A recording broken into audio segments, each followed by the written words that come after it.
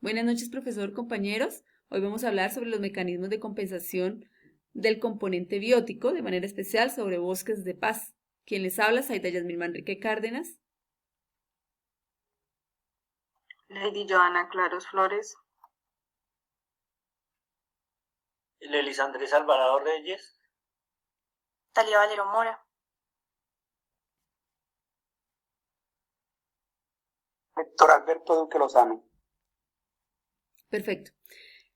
Como mencionamos, vamos a hablar sobre bosques de paz. Este es un programa que fue creado bajo la resolución 470 de 2017 y que integra 4 componentes, los cuales son la recuperación ambiental de los ecosistemas, el desarrollo de las comunidades asentadas en el territorio a través de los proyectos productivos, la educación ambiental y la construcción de un monumento vivo de paz como memoria histórica del conflicto armado en la zona de influencia.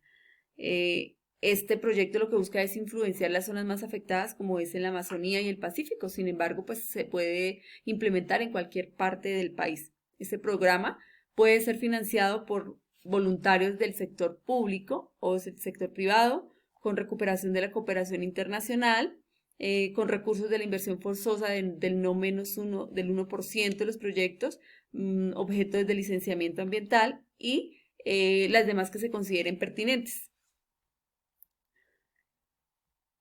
Existen unos mecanismos también de monitoreo y seguimiento que corresponden al Ministerio del Medio Ambiente a través de la Dirección de Bosques, Biodiversidad y Servicios Ecosistémicos. Cuando los proyectos han sido financiados total o parcialmente, el control o seguimiento estará a la cabeza de las autoridades ambientales y estas autoridades ambientales tienen que hacer un reporte al Ministerio del Medio Ambiente, sí o sí, cada 3 meses.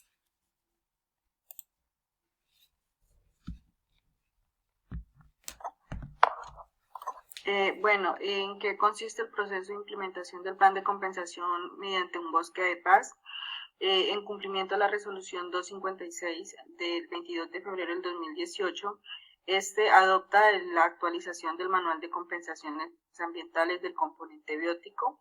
Se define que los proyectos enmarcados en los programas de bosque de paz podrán ser uno de los mecanismos para responder a las obligaciones que requieren los proyectos con licenciamiento ambiental, enfocados no solo para la inversión forzosa de no menos del 1% en temas hídricos, sino también en acciones de compensaciones del componente biótico por pérdida de biodiversidad, aprovechamiento forestal único de bosques naturales, sustracciones temporales o definitivas de reservas forestales protectoras nacionales o regionales.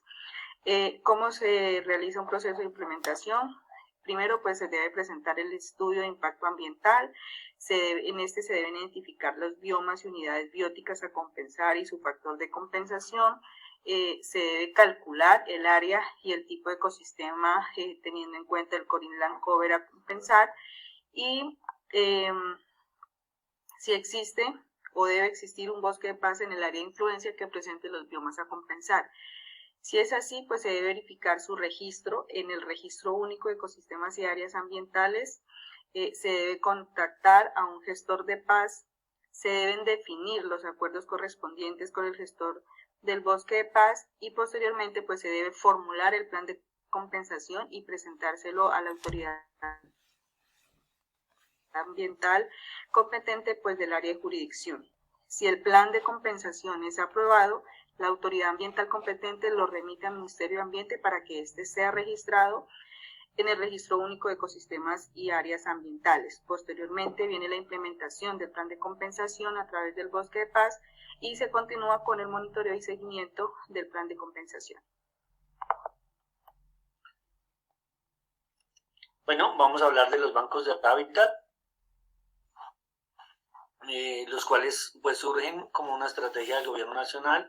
Se implementaron mediante la resolución 1051 del 2017, los cuales pues en su concepto inicial sabemos que un banco de hábitat, es un área de tierra donde la creación o mejora del hábitat ha logrado un aumento del valor en términos de biodiversidad y se aplica inicialmente la estrategia del gobierno nacional es que se aplique en aquellos lugares que han sido afectados por actividades ilegales como la deforestación, la minería ilegal, la expansión de la frontera agrícola, entre otros.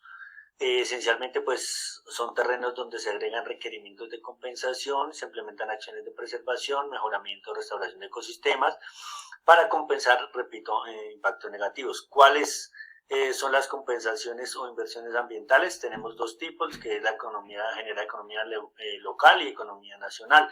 Dentro de la local tenemos pues oportunidades para los dueños de los poseedores o tenedores de predios con vocación de conservación que quieran restaurar este tipo de área en términos de conservación ambiental. Los bancos de hábitat pues permiten la reducción de costos de implementación y manejo para los usuarios, así como una mayor eficacia en el seguimiento y control por parte de autoridades ambientales. Frente a la economía nacional, pues facilitan la implementación de medidas de compensación a los desarrolladores de obras y proyectos ambientales y contribuyen a que cumplan pues sus obligaciones. También pues ofrecen una nueva oportunidad ambiental, social y económica a los responsables de los bancos de hábitat y favorece la dinamización del sector en términos de conservación ambiental. La empresa o el ente contaminante, por así decirlo, pues realiza los desembolsos asociados a sus obligaciones ambientales a un banco de hábitat, y una vez sean efectivas las gestiones realizadas ante la autoridad ambiental y cumplan todos los requisitos, pues tendrán unos beneficios en términos económicos, sociales y pues obviamente ambientales. Gracias. Bueno, el pago por compensación está definido en la resolución 1051, pero lo más importante del pago por desempeño, es que el responsable es en términos de cumplimiento de hitos de gestión y de impacto, orientados al mejoramiento de las condiciones del ecosistema como tal. Y sus resultados de desempeño determinan las condiciones del acuerdo entre el banco de hábitat y un tercero, que es el titular de las obligaciones ambientales. Algo importante es que la autoridad ambiental no tiene responsabilidad en este acuerdo porque es un acuerdo entre privados. Es un acuerdo entre privados y bueno, si bien depende de la aprobación del plan de manejo por parte de la autoridad ambiental, el acuerdo se basa por el derecho civil. Entre los requisitos que tenemos para constituir un banco de hábitat, la resolución 1051 especifica documento por documento, pero por términos de tiempo vamos a tocar 4 aspectos importantes en el tema de procedimiento. Entonces, lo primero y lo más importante es contar con un predio o núcleos de predios que tengan condiciones técnicas y jurídicas adecuadas para implementar. Es necesario ser el dueño del predio para disponer del mismo. Se puede allegar contrato de usufructo, comodato, tercero. Lo importante es que se pruebe que tiene capacidad dispositiva de los frutos del predio.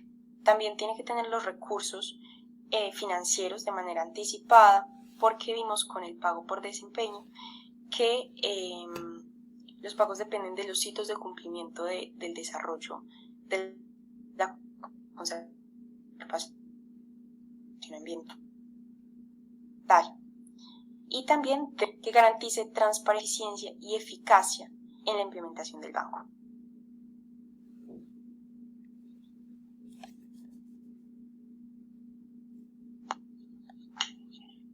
Bueno, complementando ya lo de la resolución, la 1051 de 2007, voy a hablar sobre lo que es hacer el monitoreo, el reporte del seguimiento del banco de hábitat después que se haya inscrito y se haya puesto en ejecución. Lo primero que hay que decir es que cuando el banco de hábitat no implemente obligaciones derivadas de compensaciones ambientales o de la inversión forzosa al 1%, tiene un aspecto. Y cuando el banco implementa acciones para el cumplimiento de obligaciones derivadas. Entonces, cuando no implementa, simplemente se debe hacer un reporte de uno de los servicios de esos ecosistemas cada 6 meses.